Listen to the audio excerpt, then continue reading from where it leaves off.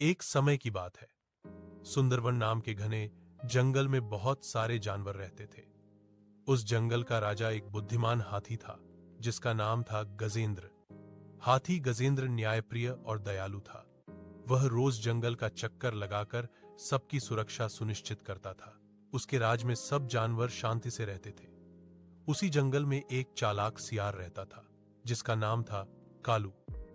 कालू बहुत आलसी था। उसे शिकार करने में मेहनत करना पसंद नहीं था। वह सोचता रहता था कि कैसे बिना मेहनत के पेट भरा जाए। एक दिन उसने देखा कि राजा हाथी गजेंद्र रोज सुबह जंगल की सीमा तक पहरा देने जाता है। कालू के मन में विचार आया, अगर मैं कोई ऐसी चाल चलूं जिससे जानवर खुद मेरे पास आए तो मुझे शिकार ढूंढने की जरूरत ही नहीं पड़ेगी। काफी सोच विचार के बाद उसने जंगल के बीचों बीच एक जड़ी बूटी उपचार केंद्र खोलने की योजना बनाई। उसने एक छोटी सी झोपड़ी बनाई और बाहर बोर्ड लगा दिया, महान वैद्य कालू सियार, हर बीमारी का इलाज। उसने कुछ साधारण पत्ते और जड़ी बूटियां इकट्ठा कर ली और दिखावे के लिए उन्हें बोतलों में भरकर रख दिया। फिर वह बंदर के पास गया और बोला, मित्र, मैंने जंगल के जानवरों की भलाई के लिए एक दवाखाना खोला है। तुम सबको जाकर बता दो कि अब किसी को भी बीमारी की चिंता करने की जरूरत नहीं। बंदर ने यह बात पूरे जंगल में फैला दी। जानवर खुश हो गए कि अब इलाज के लिए दूर नहीं जाना पड़ेगा। पहले दिन हिरनी अपने बीमार बच्चे हिरण को लेकर आई। कालू सियार ने गंभीर चेहरा बनाकर कहा, इसका इलाज खास जड़ी बूटी से होगा, लेकिन यह दवा बहुत दुर्लभ है, इसलिए इसे लेने के लिए तुम्हें मेरे साथ जंगल के पीछे वाली गुफा तक चलना होगा। बेचारी हिरनी विश्वास करके उसके साथ चल दी। वहां सुनसान जगह पर कालू सियार ने हिरनी के बच्चे पर हमला कर दिया और उसे खा गया। इसके बाद कालू सियार वापस आकर मासूम बनकर बैठ गया। धीरे धीरे कई जानवर अपने बीमार साथियों को लेकर उसके पास आने लगे और कालू सियार उन्हें किसी न किसी बहाने से अकेले ले जाकर अपना शिकार बना लेता।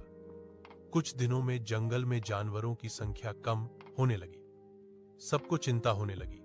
एक दिन चतुर तोता राजा हाथी गजेंद्र के पास आया और बोला, हाथी महाराज, मुझे कुछ गड़बड़ लग रही है। जो भी वैद्य कालू के पास जाता है वह फिर दिखाई नहीं देता। राजा हाथी गजेंद्र ने गंभीर होकर कहा, मुझे भी अब शक होने लगा है। आज रात मैं स्वयं जांच करूंगा। उस रात हाथी गजेंद्र चुपचाप झाड़ियों के पीछे छिप गया। थोड़ी देर बाद उसने देखा कि एक बकरी अपने बच्चे को लेकर कालू सियार के पास आई। कालू ने वही पुराना बहाना बनाया और उन्हें पीछे की ओर ले जाने लगा। तभी राजा हाथी गजेंद्र चुपचाप उनके पीछे पीछे गया। जैसे ही कालू सियार ने हमला करने की कोशिश की, हाथी गजेंद्र ने जोरदार चिंगाड़ लगाई। कालू सियार डर गया और भागने लगा, लेकिन हाथी गजेंद्र ने उसे अपनी सूंड से पकड़ लिया। सुबह सभी जानवरों को बुलाया गया। राजा हाथी ने कहा, देखो, यही है तुम्हारा नकली वैद्य। यह तुम्हारी बीमारी का नहीं, तुम्हारी जान का दुश्मन था। सभी जानवर हैरान रह गए। कालू सियार शर्म से सिर झुकाए खड़ा था। जंगल के जानवरों की सभा ने निर्णय लिया कि ऐसे धोखेबाज को जंगल में रहने का अधिकार नहीं है। उसे जंगल से निकाल दिया गया। उस दिन के बाद सभी जानवरों ने एक बात गांठ बांध ली, बिना जांच पड़ताल किसी पर आंख मूंदकर विश्वास नहीं करना चाहिए। और राजा हाथी गजेंद्र की सतर्कता से सुंदरवन फिर से खुशहाल हो गया। सीख, मीठी बातों और बड़े दावों पर तुरंत विश्वास नहीं करना चाहिए। समझदारी और सावधानी ही हमें धोखे से बचाती है।